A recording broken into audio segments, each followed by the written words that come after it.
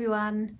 Excuse my appearance. I have been just mumming today. It's Sunday and I really wanted to film this video because I've been delaying it and procrastinating too long. So today I'm going to go through my birth story just from memory. So I might miss bits out, but I'm going to try and cover as much as I can. So I first went into labour about a week before I actually properly went into labour. So I went into false labour and that lasted 7 hours. So contractions started around 10 o'clock in the morning and I called the hospital probably a couple of hours later and they said, "Oh, sounds like you're in labour." So I got my hopes up. They said when the contractions were so far apart, I think it was 4 minutes apart, and I think it was up to 45 seconds or 40 seconds, something like that. They said, when it gets that far, give us a call and we'll probably have you in to check you.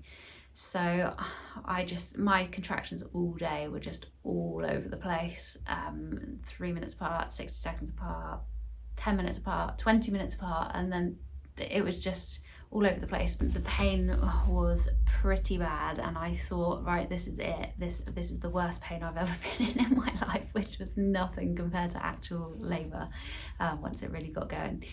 And I was leaning over my exercise ball, my partner was rubbing my back, my mum was rubbing my back, I had my TENS machine on, I was like good to go. I was like, right, this is it, this is happening. And then it just stopped around 5 o'clock in the evening, and that was it. And I was like, what has just happened? Because we told my partner's parents, we told my mum and dad were around, just like helping me through the pains, just helping Dan, and that just all stopped. And I felt so stupid. I was just like, why have I just told everyone that I'm in labour and now I'm not? But if that happens to you, you're not stupid. Even the midwife said to me, "Oh, it sounds like you're in labour." So, you know, what are you going to do? If they think you're in labour, how are you supposed to know any different? So anyway, when I eventually went into labour, it was about a week later. We'd just gone to bed and it's about 10 in the evening. My contractions started and I was like, I've felt this pain before, and I was really nervous that it was just another false labour. But I was 8 days over my due date, so I kind of thought, right, this could be it.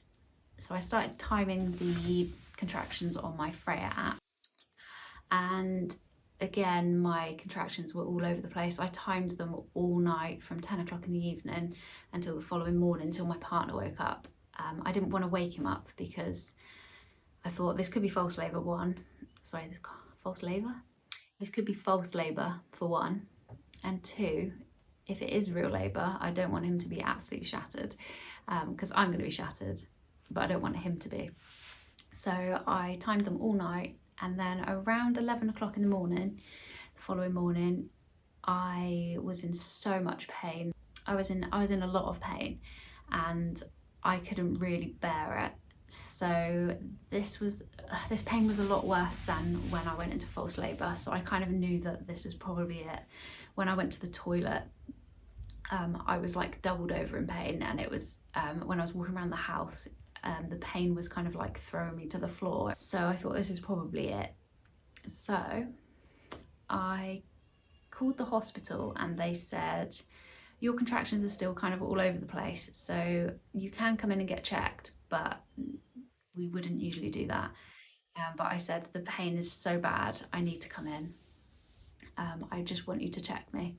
So we got my bags and we went into the hospital, and the lady said, right, I'm going to leave you in the room now for like an hour, see how your contractions go. Just got some stuff to do. I'll leave you for a bit and see how you go, see if your contractions get more regular and more consistent. So I did that and nothing changed. They were just still all over the place. For a little while they did go 4 minutes apart, but generally they were all over the place. So the midwife came back in and she said, I'm gonna send you home because your contractions are not consistent enough at the moment. And I was like, this is not going to be fun coming back in again later on when the pain is even worse than it is now. I couldn't even bear the thought of going home. So I said, please, can you check me? Because I really don't want to go home. And she said, I'm not usually wrong, but I will check you. And do you know what? She was actually wrong. And I was actually 4 centimetres dilated. So she said, oh, well, we can keep you in. So I was just like, oh, thank God for that. That's amazing, because I really didn't want to go home. So we stayed in and they got me on the gas and air, and my contractions, I don't even think they got regular or consistent at all in the whole time I was in labour. I think they were kind of all over the place, probably like more towards the end, but definitely for hours they were all over the place. So I think it was about 5 o'clock in the evening that I got into the pool. I'd wanted a water bath, and it was absolutely amazing once I got into the water. That was kind of like pain relief in itself. It was just so relaxing. I was really worried that the water wouldn't be hot enough, because when I have a bath, I like it to be like lava, like really, really hot. And all through my pregnancy, I'd had like cool baths, just because I've heard that you're not supposed to have hot baths. So I just thought, this is not going to be hot enough. It's going to be cold. I'm going to be uncomfortable. I'm going to be wishing it was hotter. But actually, when I got in there, it was amazing. And the midwife was so lovely, and she kept topping it up with hot water. But I kept getting in and out of the pool. One, to go for a wee, which happened quite a lot. And then secondly, to be checked. And I just got in and out of the pool so much in the end that I was just exhausted, and I just said, like, I can't do this anymore. I've got to stay on the bed. I'm just going to stay here and I'm just going to have him on the bed. So I did. So I stayed on the bed, and the labour went on and on and on, as it does usually. And about 11 o'clock, I think it was, in the evening, they offered me some diamorphine, and I'd wanted an unmedicated birth. And I was already annoyed at myself for having gas and air, which is, when I think about it, is ridiculous when I think about how much pain you are in when you're in labour. But me being quite naive, well, not naive, just, I don't know, an idealist maybe. I just thought, I don't want a medicated birth. I want this all to be natural. And I mean, like, some people do have natural births and they're fine. You know, everybody's pain tolerance is different. As well as, like, everybody's birth is different. Some people might not have a painful birth. You know, it's not always going to be really, really, really, really painful. And so yeah, everything's different. So I'm not trying to scare anyone. The pain was like, I coped. I'm alive. I coped with the pain. It's doable. It's just, yeah, it's quite painful.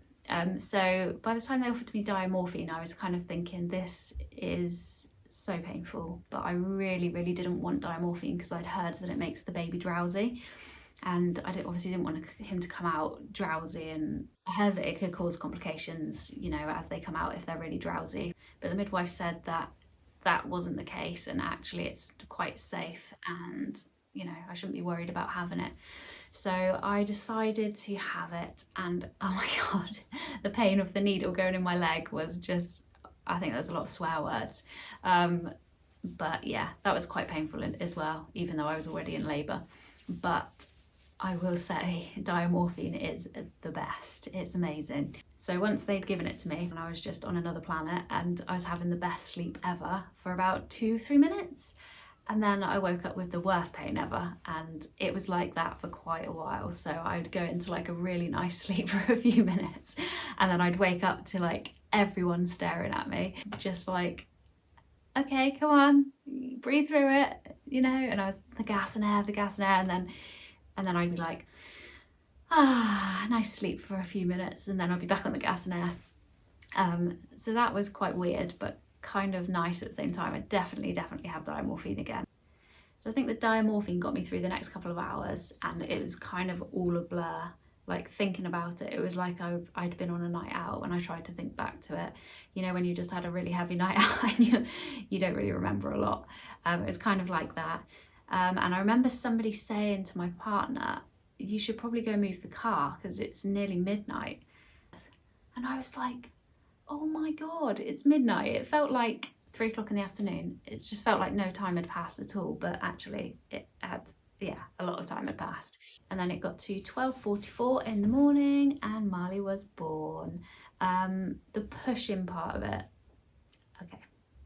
So I got onto the bed, so I wasn't in the pool in the end, as I said, and I was kind of like, had the bed like that, and I was kind of knelt leaning on the back of the bed at one point, but that got quite exhausting. So in the end, I kind of like was sat up like this with my legs on some kind of pad things. I don't even know what they were, but I had a dislocated hip when I was a baby, and I've had a lot of issues with my hip, and kind of having someone pushing my legs like they do to help you through pushing, that was like really painful for me. So they got me some pads to like kind of put my feet on so I could stretch my legs out a bit more.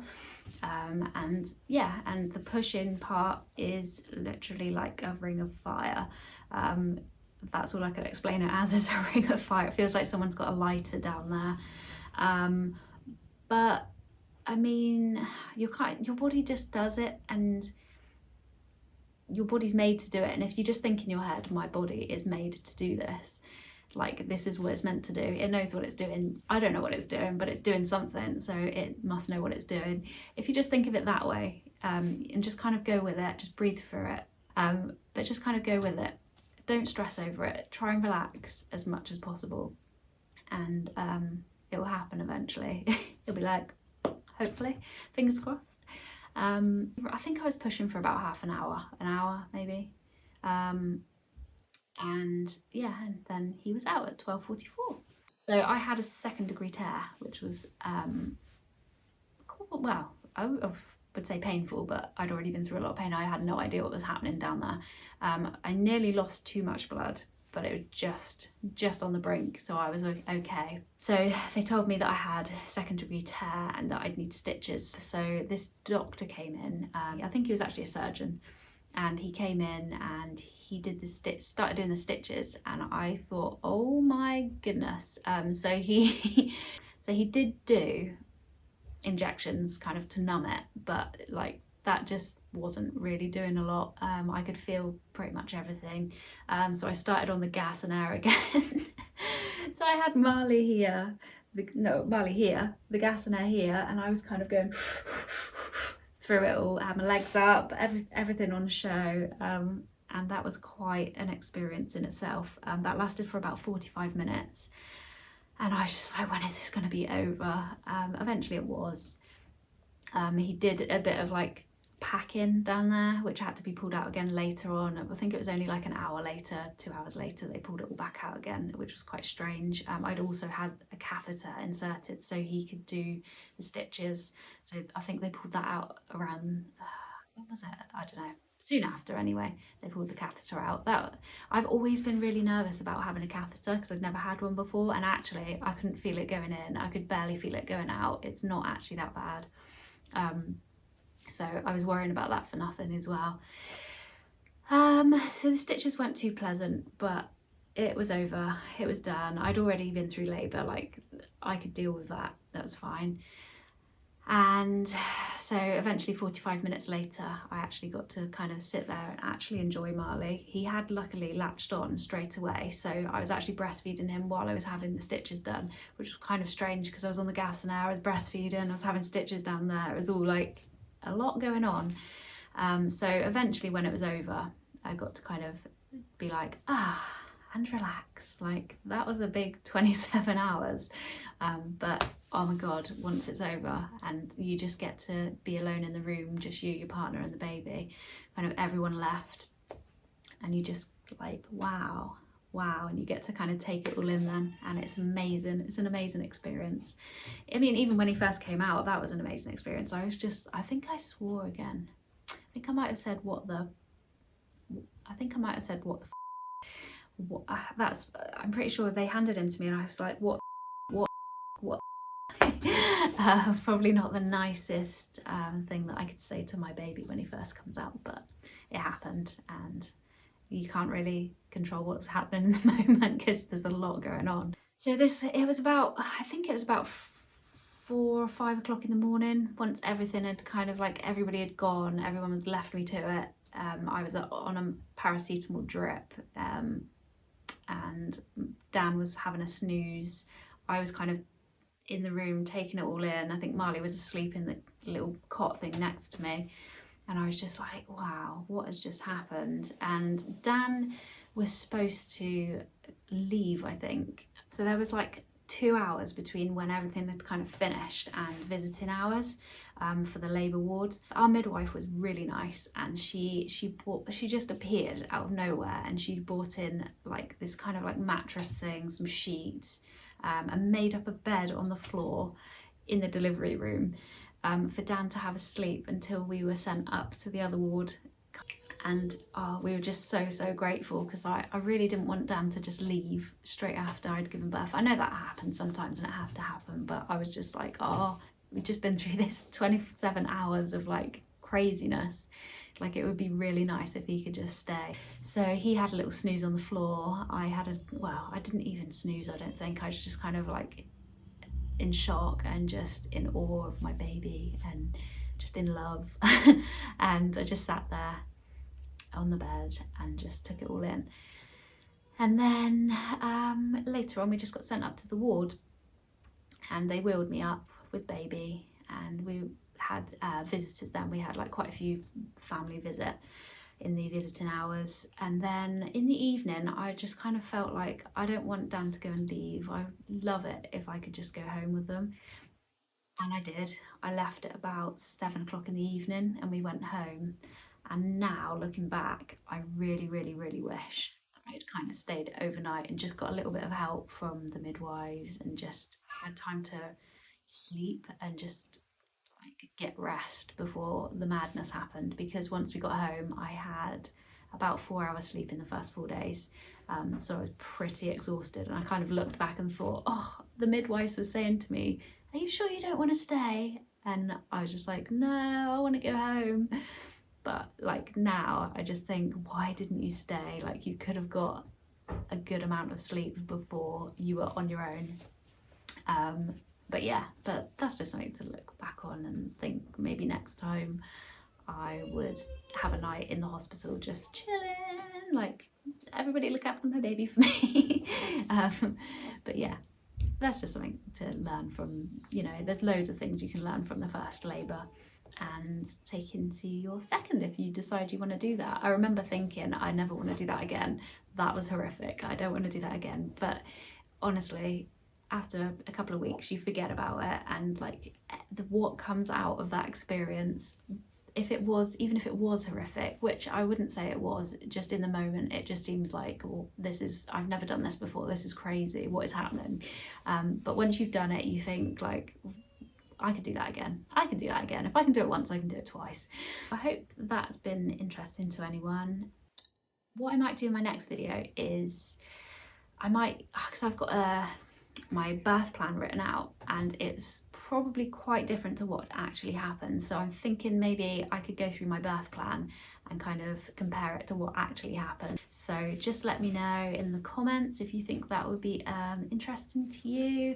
And if you really liked this video, please give it a thumbs up, subscribe, hit the notification bell and all those other things down there. And yeah, so I'll see you next time. Bye.